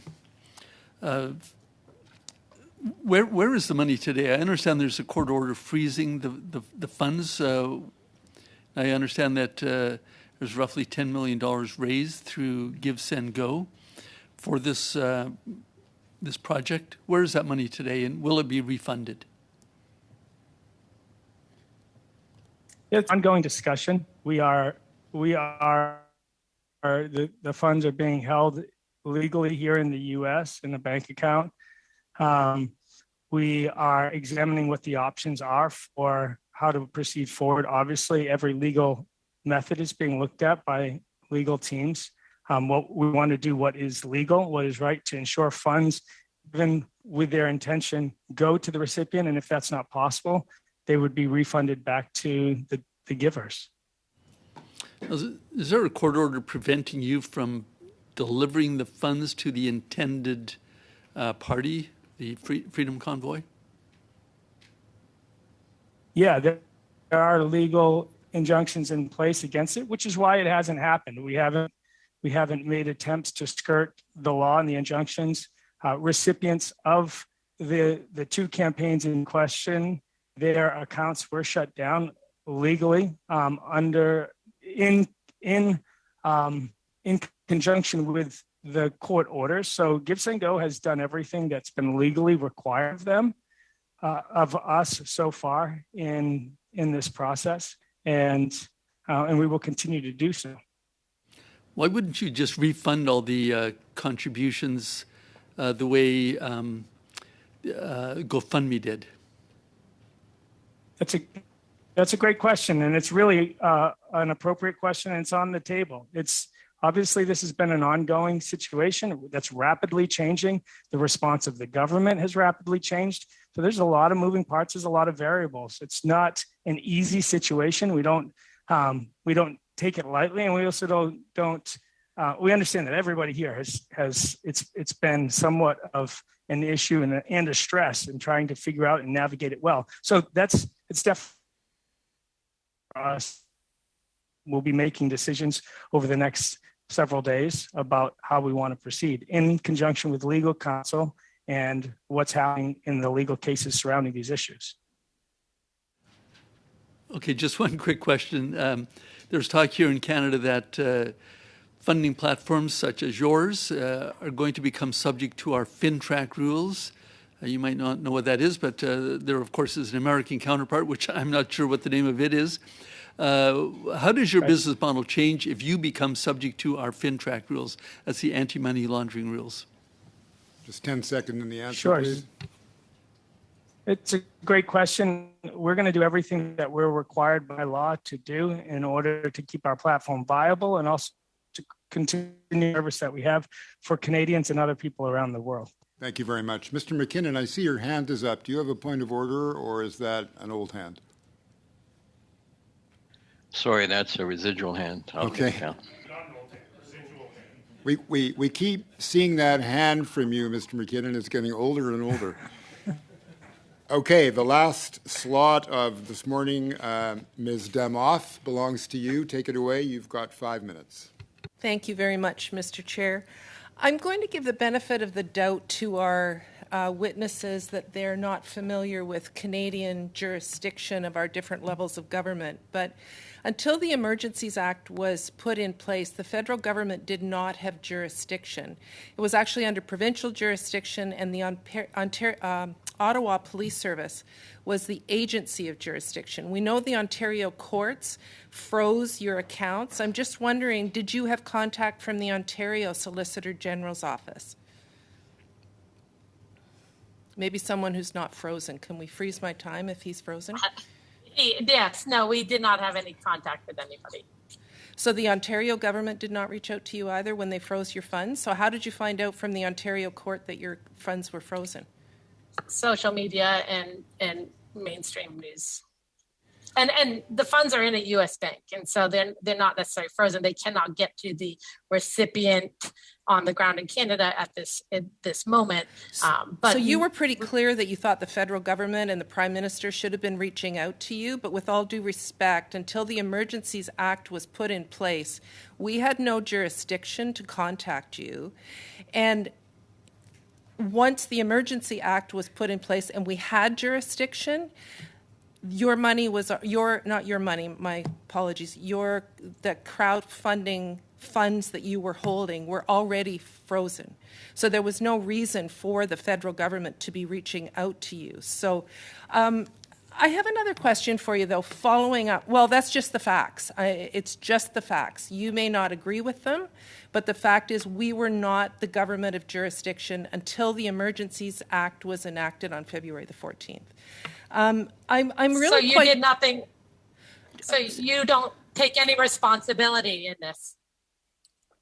Is what I'm you're saying. sorry. We don't take. We enacted the Emergencies Act, ma'am, for the first time since that legislation was introduced. So we certainly did have a role. We took the occupation extremely seriously as a threat to Canadians. It was a public safety threat, and that's why we invoked the Emergency Act. So we absolutely took it seriously. I have extreme concerns, though, with the comments that you were making to my colleague about the Proud Boys. We listed them as a terrorist entity in 2019. The United States has not done that. You continue to fundraise for them. You continue to fundraise for groups that promote Islamophobia, anti-Semitism, Nazi sympathizers, white supremacists. I'm just wondering how you can justify giving people like that a platform to raise funds. That's a great question. If we started mandating litmus tests for how good people ought to be in order to use public services, we would be in a very, very difficult situation very Would you quickly. allow a fundraiser from the Ku problem Klux is Klan, sir? Would you allow a fundraiser on your platform from the Ku Klux Klan?